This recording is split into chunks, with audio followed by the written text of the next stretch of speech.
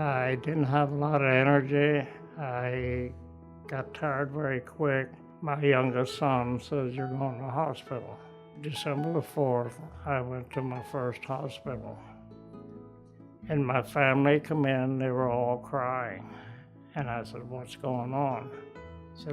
They said, "Yeah, congestive heart failure. There's no way you could survive. They want to send me home to die."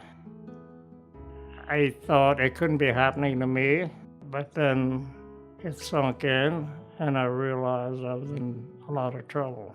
I went to a second hospital. I was discharged there the 15th of December. They couldn't do nothing for me. And my son said, "I'm taking you up to see Dr. Gada." He was very, very sick. Had just recently been diagnosed with coronary artery disease that was causing some of his heart failure symptoms. He had a very leaky valve, and he was having issues with anemia as well, or a low blood count. And the guy was vibrant.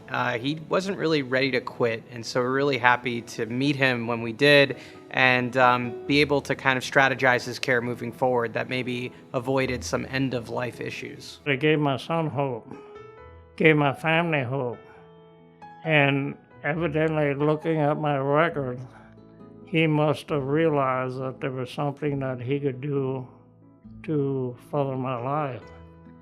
And he didn't give up. On the 19th of December, I was admitted to UPMC Pinnacle.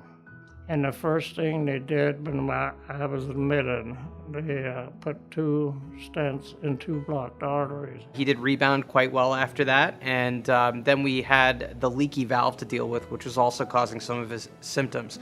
So we did what was called a MitraClip procedure for his leaky valve, and he had this issue with atrial fibrillation, which is a rhythm disorder that can predispose people to developing strokes if they're off a blood thinner. And so with him, we actually ended up putting in what's called a Watchman device. This is a procedure that's designed to get people off of harmful blood thinners. And so if you have a risk profile that indicates that you could be at high risk for a bleed on blood thinners, and you have atrial fibrillation, which is a very common rhythm disturbance that can develop with age especially, then having this device implanted in a minimally invasive fashion with just an overnight stay can get you off of this blood thinner for the rest of your life. When I left the hospital beginning of 2017, my heart function was 20%. In December, Dr. Link checked my heart, and it was up to 40%. Things have been going well. I've been doing better than what they expected.